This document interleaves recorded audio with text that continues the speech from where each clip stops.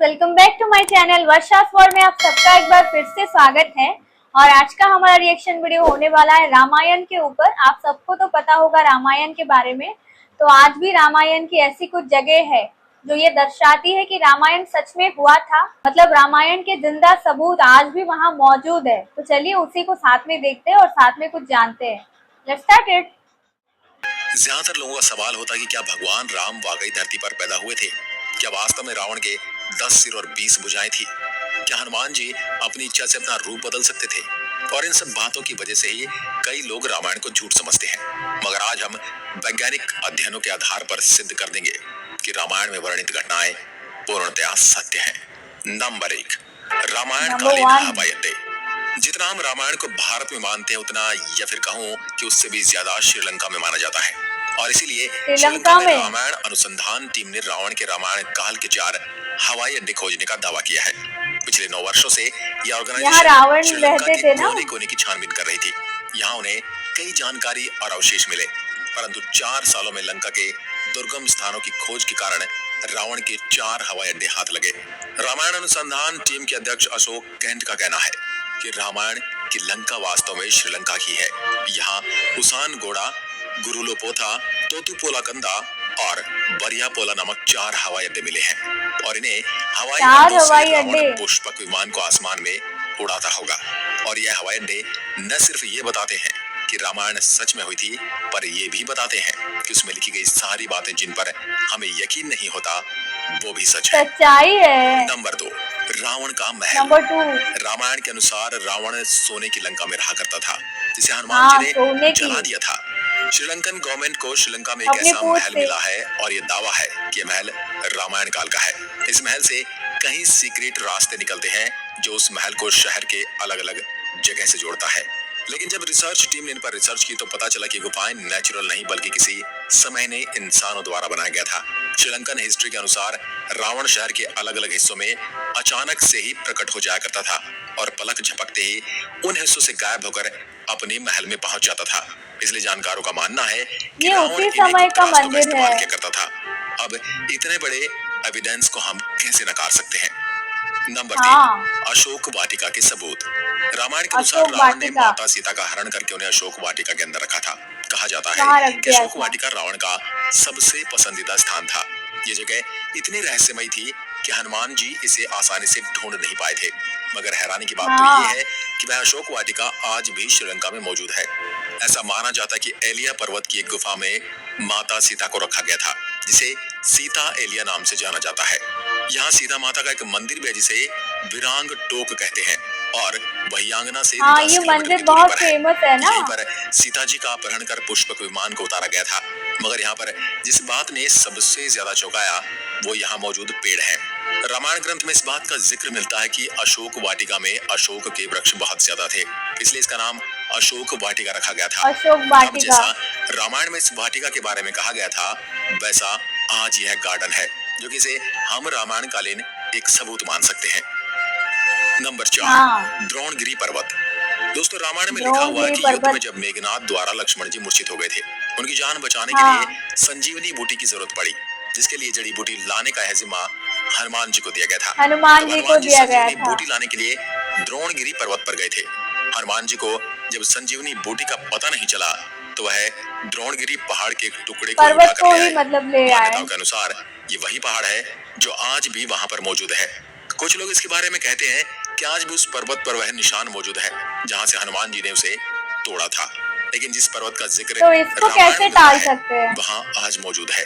जड़ी बूटी देने के बाद हनुमान जी ने इस पहाड़ के टुकड़े टुकड़े कर इसे श्रीलंका में फेंक दिया था। जहाँ जहाँ इस पहाड़ के टुकड़े गिरे वहाँ के पेड़ पौधे और जड़ी बूटी बाकी जगहों से अलग होती हैं। और सच में श्रीलंका में कई कमाल की जड़ी बूटियां मिलती हैं। श्रीलंका में हिमालय की जड़ी बूटियों का मिलना इस बात का पर्याप्त सबूत है कि लक्ष्मण जी को श्रीलंका में हिमालय की पूर्ण रूप से सत्य है, क्योंकि ये जड़ी बूटियों के पौधे उस स्थान पर मिले हैं जहाँ पर लक्ष्मण जी को संजीवनी दी गई थी, जबकि इस प्रकार की कोई जड़ी बूटी नहीं मिलती।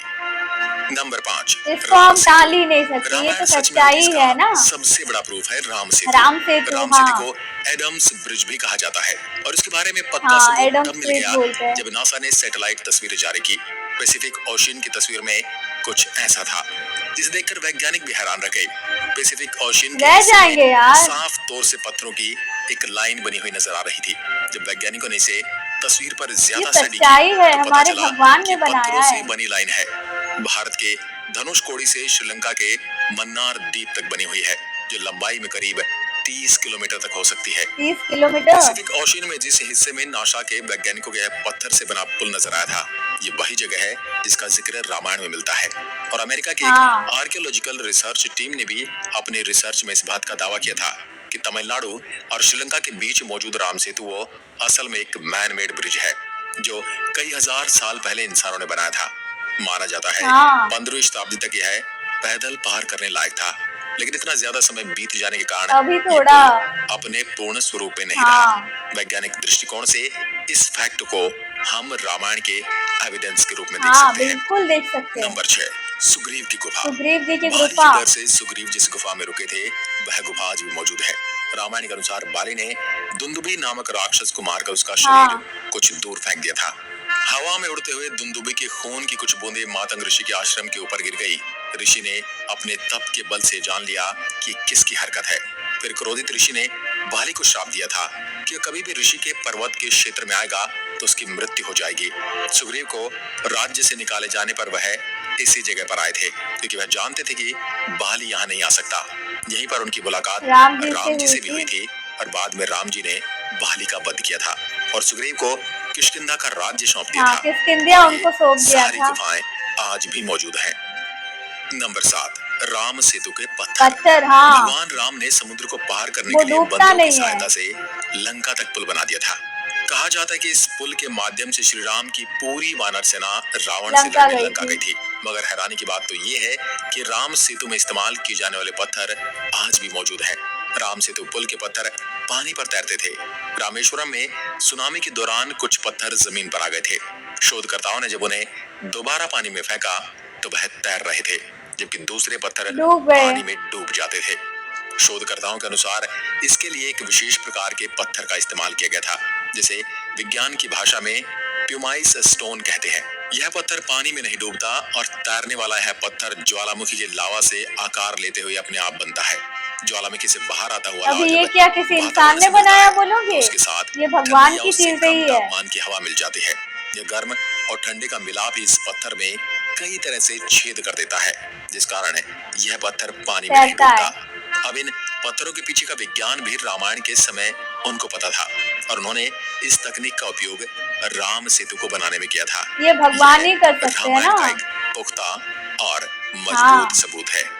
नंबर 8, जली हुई लंका के सबूत। रामायण ग्रंथ के अनुसार हनुमान जी ने लंका के सोने की नगरी को जला दिया था, मगर अभी कुछ एविडेंस मिले हैं जिन्हें लेकर कहा जा रहा है कि लंका के जलने के सबूत आज भी वहां पर मौजूद हैं। मतलब जला हुआ महल आज भी है। वहां की मिट्टी आज भी काली है, जबकि उसके आसपास की मिट्टी का रंग वैसा ही है जैसा कि नॉर्मली मिट्टी का होना चाहिए। बस इतने से इलाके में ही काली मिट्टी मौजूद है, जो कि जली हुई लंका के सबूत को बताती है। इस बात को भी हम एक इत्तेफाक कहकर टाल नहीं सकते। अब जब आपको इतने सारे प्रूफ दिए जा रहे हैं, यहाँ तक कितने सारे प्रूफ कोई इत्तेफाक नहीं हो सकते, तो इसलिए यही साबित होता है कि रामायण सच में घटित हुई थी। आपका क्या विचार है, हमें कमेंट में लिखकर जरूर बताएं। आपने देखा हमारी रामायण से जुड़ी हुई कितनी सारी सच्ची चीजें हैं। तो चलिए फिर मिलते हैं हमारी नेक्स्ट वीडियो में। आज के लिए मेरे चैनल को सब्सक्राइब कीजिए, लाइक कीजिए और एक प्यारा सा कमेंट कीजिए। Tata, bye bye.